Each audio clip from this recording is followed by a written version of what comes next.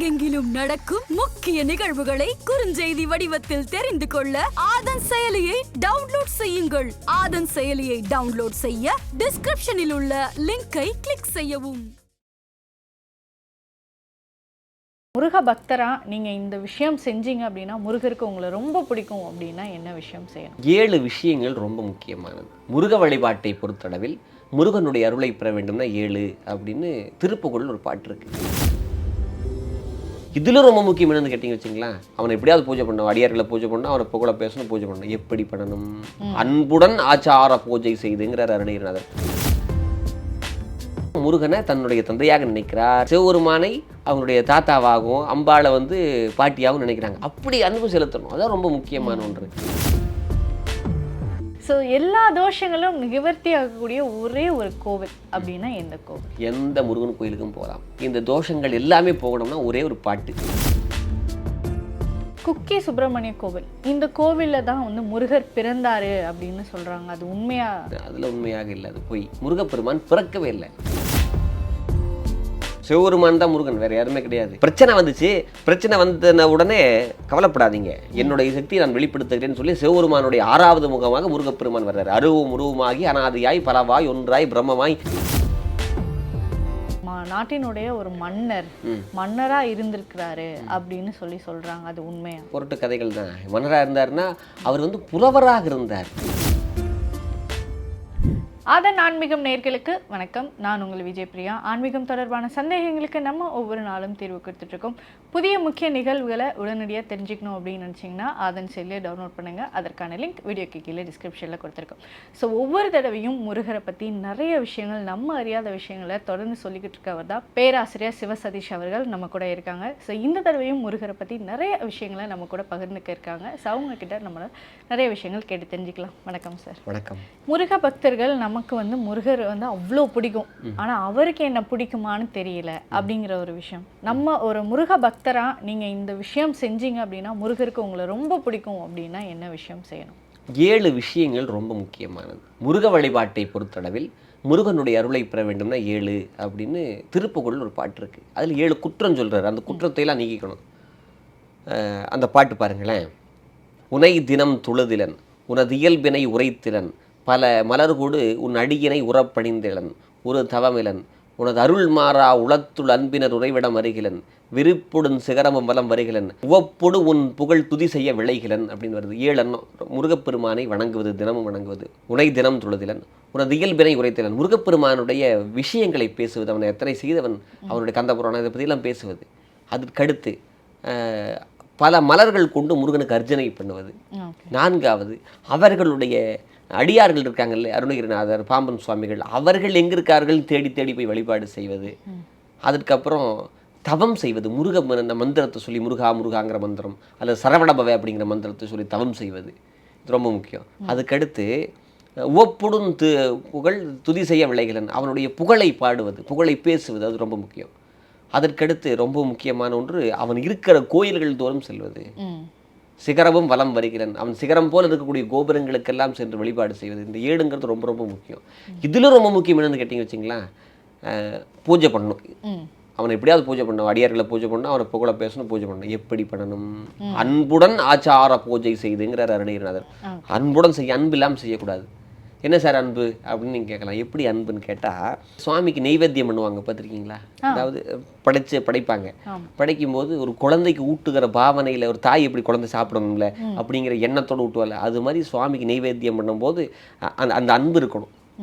என்னுடைய நண்பர் ஒருத்தர், நிறையா படித்தவங்க, அவங்க எப்படி முருகன் மீது எப்படி அன்பு காட்டுவது, இறைவன் மீது எப்படி அன்பு காட்டுவது. அவங்க தீவிர முருக பக்தர். நான் சிவபெருமானும் வேறு முருகன் வேறுன்னு நினைக்காதவன், 2மே ஒன்று தான்.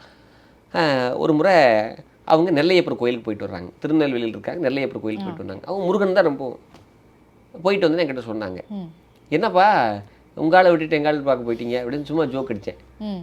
அதுக்கு ஒரு விஷயம் சொன்னாங்க. அவங்க என்ன சொன்னாங்கன்னா, சிவா, நம்ம வீட்டில் தான் இருப்போம், அப்பா அம்மாவோட தான் இருப்போம்.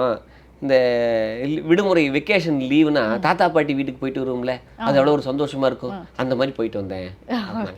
அப்போ இவங்க என்ன நினைக்கிறாங்க, முருகனை தன்னுடைய தந்தையாக நினைக்கிறார். அதே மாதிரி சிவபெருமானை அவங்களுடைய தாத்தாவாகவும் அம்பாளை பாட்டியாகவும் நினைக்கிறாங்க. அப்படி அன்பு செலுத்தணும், அதான் ரொம்ப முக்கியமான ஒன்று. அப்படி அன்பாக முருகனை வழிபாடு செய்ய வேண்டும். ஒரு பக்தி என்பது அன்பால் வெளிப்பட வேண்டும்.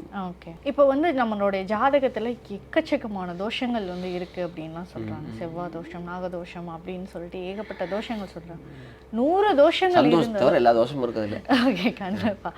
ஸோ எல்லா தோஷங்களும் நிவர்த்தி ஆகக்கூடிய ஒரே ஒரு கோவில் அப்படின்னா எந்த கோவில்? எந்த கோயிலுக்கு போனாலும், எந்த முருகன் கோயிலுக்கு போனாலும் எல்லா தோஷங்களும் போகும். கண்டிப்பாக அது சில விஷயங்கள் நம்ம அனுபவிச்சு தான் ஆக வேண்டியிருக்கு. சில தோஷங்கள் வருதுன்னு வச்சுக்கோங்களேன், அதை முருகன் நம்ம கூட்டுவார், அதை நம்ம அனுபவிச்சு தான் ஆகணும். நம்ம அப்படியே போயிடலாம் அப்படின்லாம் செய்ய முடியாது. இப்போது ஒரு நல்லா தண்ணி கொதிச்சுக்கிட்டு இருக்கு, அண்டா கொதிச்சுக்கிட்டு இருக்குது, அதை நம்ம தான் இறக்கி வைக்கணும். அதுதான் நமக்கான விதி. பக்திங்கிறது என்ன கிடைக்கும் தெரியுங்களா? அதை நம்ம இறக்கி வைக்கணும். கையில் கிடைக்கக்கூடிய ஒரு துணி மாதிரி நம்ம தான் இறக்கி வைக்கிறோம், ஆனால் சூடு இல்லாமல் இறக்கி வைக்கிறோம். அதுதான் பக்தி என்பது. எந்த கோயிலுக்கு போகிறது, எந்த முருகன் கோயிலுக்கும் போகலாம். இந்த தோஷங்கள் எல்லாமே போகணும்னா ஒரே ஒரு பாட்டு, அந்த பாட்டை சொல்லி முருகன் வழிபாடு செய்யணும். எந்த பாட்டு? ஒரே ஒரு பாட்டு. நாள் என் செய்யும், வினைதான் என் செய்யும், என்னை நாடி வந்த கோள் என் செய்யும், கொடுங்கூற்று என் செய்யும், குமரேசர் இரு தாளும் சதங்கையும் தண்டையும் சண்முகமும் சிலம்பும் தோளும் கனவும் எனக்கு முன்னே வந்து தோன்றிடினே அப்படின்னு ஒரு பாட்டு. இந்த பாட்டை கும்பிட்டா, இந்த பாட்டை நீங்கள் பக்தியோட பாராயணம் பண்ணால் நவகிரகங்களால் வரக்கூடிய தோஷங்கள், நட்சத்திரங்களால் வரக்கூடிய தோஷங்கள், தினங்களால் வரக்கூடிய தோஷங்கள், எந்த தோஷங்களாக இருந்தாலும் போய் எல்லாம் முருகப்பெருமானுடைய அருளால் சந்தோஷம் மட்டுமே நிலைக்கும் அப்படின்னு சொல்கிறாங்க. இதை வந்து கந்தர் இலக்கியங்களில் ஒரு கோளறு பதிகம் அப்படின்னே சொல்கிறாங்க. இந்த பதிகத்தை, இந்த பாட்டை மட்டும் சொல்லி முருகப்பெருமானை வழிபட்டால் கண்டிப்பாக எந்த ஜாதக தோஷங்களும் எதுவும் செய்யாது. முருகப்பெருமான் அதை எப்படி பனித்துளி வந்து சூரிய ஒளி வந்தால் பறந்து போயிடுது, காணாமல் போயிடுது, அது மாதிரி கொண்டு வந்துடுவார் முருகப்பெருமான். குக்கி சுப்பிரமணிய கோவில், இந்த கோவிலில் தான் வந்து முருகர் பிறந்தாரு அப்படின்னு சொல்கிறாங்க. அது உண்மையா?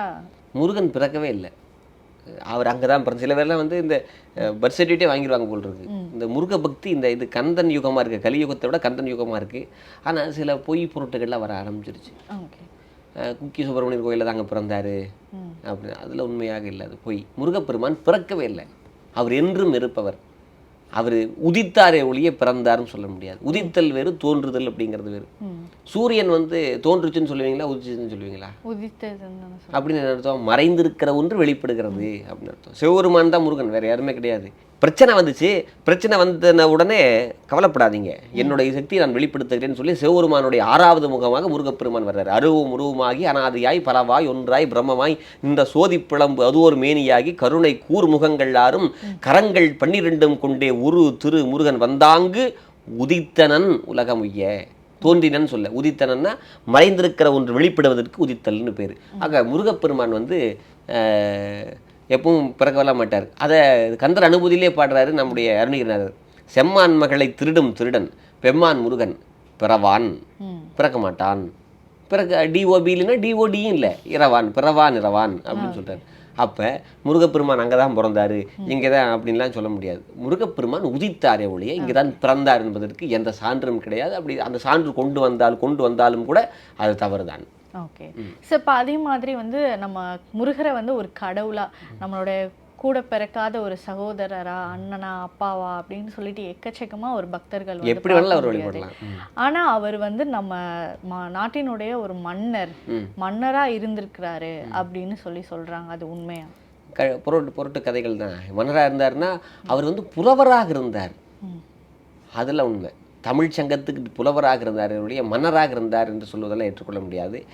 தமிழ் சங்கத்தினுடைய முதல் தமிழ் சங்கத்தினுடைய தலைவராக விளங்கியவர், மதுரையில் இருந்த தமிழ் சங்கத்துக்கு தலைவராக இருந்தவர் யாருன்னு கேட்டால் திரிபுரம் எரித்த வெறிசடை கடவுள் சிவபெருமானே தமிழ் புலவனாக இருந்தார்.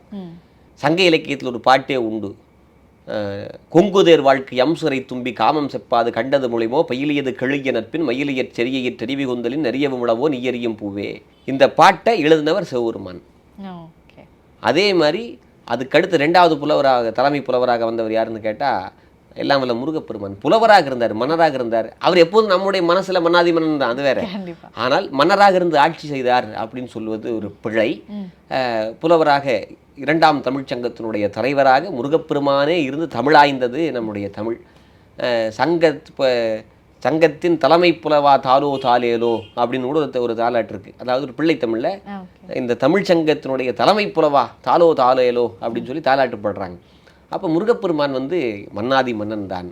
ஆனால் இந்த மண்ணை மட்டும் ஆட்சி செய்வதில்லை, விண்ணையும் மண்ணையும் அனைத்தையும் ஆட்சி செய்யக்கூடிய அற்புத கடவுள் தான். ஓகே, ஸோ நிறைய விஷயங்கள் தொடர்ந்து சொல்லிக்கிட்டு இருக்கீங்க. ஸோ அந்த வகையில் இந்த ஒரு நேர்காணல் மூலியமாகவும் முருகரை பற்றி எப்படி வழிபடணும், ஸோ முருகருக்கு என்ன விஷயங்கள் பிடிக்கணும், முருகரை எப்படி ப்ராப்பராக வழிபடணும், முருக பக்தராக முருகருக்கு என்ன விஷயங்கள் செஞ்சால் அவருக்கு நம்மளை பிடிக்கும் அப்படிங்கிற நிறைய விஷயங்கள் இந்த ஒரு நேர்காணல் மூலியமாக எங்கள் கூட பகிர்ந்துக்கிட்டதுக்கு மிக்க நன்றி. நன்றி.